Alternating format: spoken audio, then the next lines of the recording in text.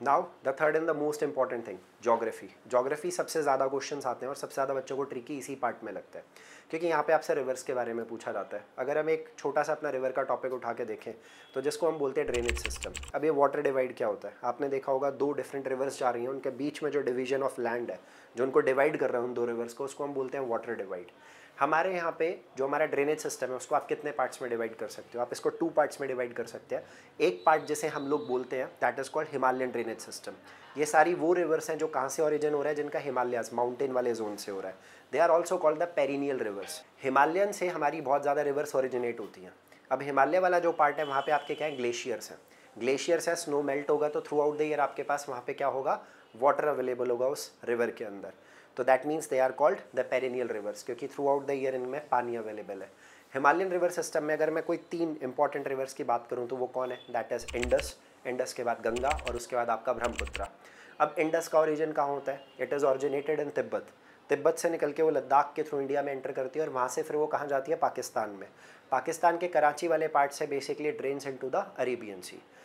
गंगा की बात करें तो वो क्या है, गंगोत्री ग्लेशियर से ऑरिजिनेट हुई, बट स्टार्टिंग में उसको गंगा नहीं बोला गया। वहाँ पे अलकनंदा और भागीरथी, देवप्रयाग वाली जगह पे इनका मीटिंग पॉइंट है, वहाँ पे आपका गंगा बनता है।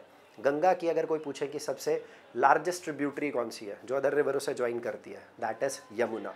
गंगा से एक बहुत बड़ा डेल्टा बनता है वर्ल्ड का, उसको हम कहते हैं सुंदरबन डेल्टा, और वहाँ पे आपको टाइगर रिजर्व्स भी देखने को मिलेंगे। वेस्ट बंगाल में जाके इसका ड्रेन आउट होता है और वहाँ पे जो एक आइलैंड बन जाता है उसको हम बोलते हैं सागर आइलैंड। ऐसे ही ब्रह्मपुत्रा रिवर, ब्रह्मपुत्रा से अभी भी आप न्यूज़ में देख रहे होंगे, करंट अफेयर रिलेटेड है कि बांग्लादेश में फ्लड्स हैं, इंडिया के आसाम में इसकी वजह से फ्लड आता है।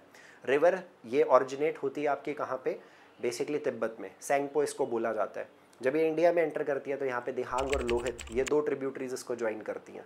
उसके बाद जब ये बांग्लादेश में जाती है तो इसको स्टार्टिंग में ज्वाइन कौन करती है, तीस्ता, जिससे इसका नाम आगे चल के पड़ता है बेसिकली जमुना। और जमुना के बाद इसमें पद्मा भी जब ऐड हो जाती है, फाइनली ये भी कहाँ पे ड्रेन आउट हो जाती है, आपके बे ऑफ बंगाल के अंदर। सेकंड जो हमारा ड्रेनेज सिस्टम है जिसको हम बोलते हैं पेनिनसुलर रिवर्स। पेनिनसुलर रिवर्स हमारी वो हैं जिनमें रेनफॉल का वाटर सबसे ज़्यादा डिपेंड करता है, बारिश होगी तो इनमें पानी होगा, अदरवाइज इनका वाटर लेवल बहुत ज़्यादा डाउन चला जाता है। तो that's why they are called non perennial rivers. Narmada और तापी ये 2 ऐसी रिवर्स हैं जिनका पानी पेनिनसुलर ड्रेनेज सिस्टम होने के बावजूद अरेबियन सी में जाता है। अदरवाइज आप मेजॉरिटी ऑफ हमारी रिवर्स को नोटिस करेंगे तो उनका पानी कहाँ पे आपका ड्रेन होता है, that is in the Bay of Bengal. Dakshin Ganga किसको कहा जाता है, गोदावरी। तो ये चीज़ें आपके लिए क्वेश्चंस बहुत इंपॉर्टेंट है in the topic of the geography. तो ये एक टॉपिक मैंने आपके साथ डिस्कस किया था, ड्रेनेज सिस्टम।